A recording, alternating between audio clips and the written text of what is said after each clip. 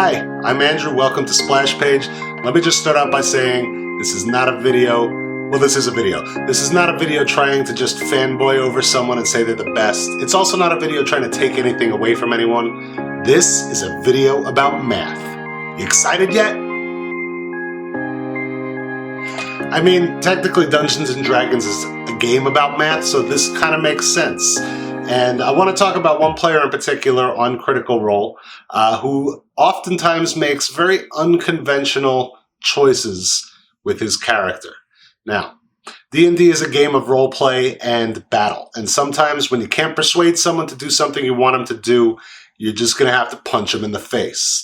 And when you get into a fight, there's very specific game mechanics that go along with that. Some players, a lot of players, play their character straightforward. Nothing wrong with that. Love it. Some players occasionally have brilliant tactical moves, and that's always exciting. One player in particular on Critical Role often does something seemingly counterintuitive in the moments until someone's next turn when you realize, ooh, that was actually kind of a genius move using his own game mechanics. Like this instance in the end of the finale of EXU Calamity, when Sam's character Loquacious uses something technically generally used to give an enemy disadvantage, he uses it to give his ally disadvantage so that he could give his other ally advantage on something that he thinks will work better. It is a sneak attack. I don't know if you have any way to make it advantage, but you do get a reaction to hit him. And first of all, no one has any counter spells or anything like that. Right? I have a silvery barb. Oh, 4th level counter spell. I'm gonna silvery barb him. Yeah. What does that do? You have to roll with disadvantage to hit. Oh wait, right? Give her advantage. Yes. On her counter spell. It's a last mirror image. Brilliant. Okay. Oh. Now in this case, Sam got a little too cute and it didn't quite work out for him. It actually kind of backfired, and Brennan was kind enough to fix things in a way that does make sense, and I'm not going to get into that whole debate right now. But that's not the only time Sam gets cute and unconventional, and usually it works out for him. So I want to talk about Campaign 2, Episode 45, known as the Stowaway, or as many of us call it, Happy Fun Ball Time. Quick recap of the episode. The party meets a guest played by Deborah Ann Woll, Karen Page of Daredevil and Punisher fame. And she brings along with her this little mechanical ball, this little mechanical object that they kind of play with and they figure it out and eventually get sucked inside of. And they're in the mystical halls, and they end up finding themselves facing down a young blue dragon.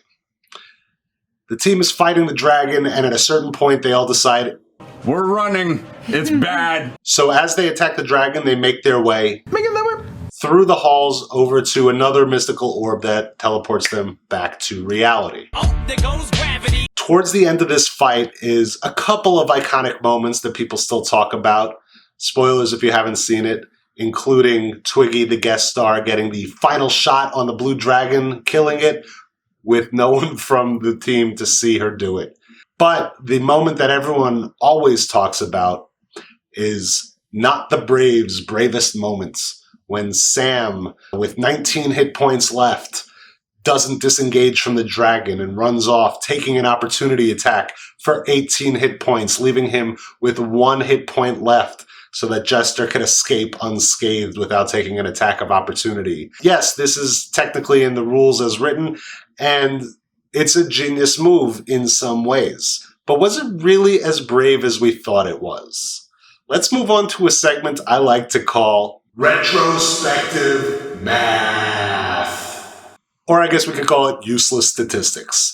I'm not saying Sam knew any of these stats while he was playing, although there was a moment where he was looking at his phone, but he could have been texting someone. I don't know, maybe that's something to do when you're on a live stream TV show. Or maybe he was looking up stats for the dragon, or maybe he was just remembering and guessing based on what had happened in the past. So, I rewatched the episode, and here are the stats I came up with. Over the course of the fight, there were 6 rounds of battle, and the dragon attacked the team individually 10 different times. Now, 3 of those times were with its lightning weapon attack, the breath attack, and 1 of those times was Nott's escape, where he took the opportunity attack. So that leaves 6 other bite and claw attacks from the dragon before the team got out of the battle. Up to that point, only 2 of the 6 attacks had actually hit players. In the 3rd round, a claw hit for 15 hit points, and in the 5th round, another claw hit Nott for 10 damage, but he halved it with his uncanny dodge to 5. Keep that in mind too. So by the time Nott had taken his opportunity attack and dropped down to 1 hit point, here's the stats we're looking at. The average damage per non-lightning attack was 3 1/3 damage. That's 20 HP out of 6 attacks. But that includes some halved damage, so with full damage that would have been a little over 4 damage per attack. The average damage per attack that actually hit, because those include attacks that didn't hit as well, the average damage per attack that hit was 10 hit points. That's 20 HP taken out of 2 hits. Or with full damage, 12.5 HP per turn on average, or 25 HP over 2 hits. The average hit rate for the dragon was 44%, 4 out of 9, and not including the lightning strikes, it was only 33%. So not including the lightning strikes, because at the round that began that round that Nott escaped, the dragon had no more lightning breath. He rolled and didn't get his lightning breath back. So at that point, the dragon had only hit about 1/3 of the time without his lightning breath. And his average damage per hit was only 10 HP. One of those hits was even against Nott. He would have been able to half it with his uncanny dodge. That's why it was 5 hit points instead of 10 on the second attack. The first attack, I believe, hit Jester for 15. So at that moment where Sam took the opportunity attack from a big, scary dragon, he still had 18 HP left. On average, the dragon only dealt about 10 HP per round.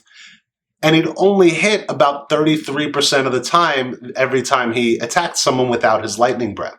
So this actually seems like a pretty safe bet for Nott to escape, including the fact that he escaped with 1 HP, but if the dragon had rolled 1 or 2 higher, I think Sam still had his reaction, or Nott still had her reaction. I believe Nott could have had that and didn't for dramatic effect, which I could be wrong. Maybe I missed where Nott used her reaction. That's a possibility. Now, while I was thinking this over, I hadn't thought about this at first, but it does make a difference. Some characters have higher armor class than others. So I looked into this. They were level 7 at the time, and Nott's armor class was 16. Jester's armor class was 18, so she could actually take more of a hit. Now, Nott had 18 hit points left. Jester only had 10. And the roll to attack Nott was a 24, so it would have hit her, and she probably would have gone down, everything being equal if she took the same attack roll and damage dice. So yes, it made sense for Nott to take this attack, because even if it went a little higher, I think Nott still had her reaction. But even if it didn't, on average, the dragon was only causing 10 or so hit points per level. The highest it had taken that entire game without its breath weapon was 15 HP, and Nott still had 18 left. Calculated risk? Yes. Not taking anything away from Sam, I'm not sure he knew any of this in the moment. It's possible he did. It's possible he didn't. But he's known for doing this kind of thing. Just go back and look at the Campaign 1 finale and so many other situations that I can't even think of off the top of my head. So, brave, yes, but also pretty safe and well thought out and kind of a brilliant move right there.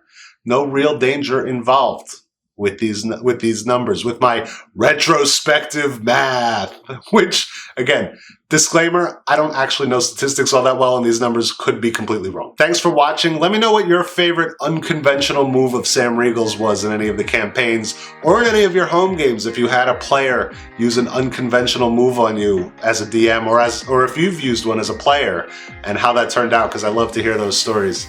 Oh, shoot, almost forgot. Like this video, subscribe to the channel, because when we hit 2,500 subscribers, which we're coming up on pretty soon, we're giving away 2 Vox Machina toys, a Vex and a Percy toy.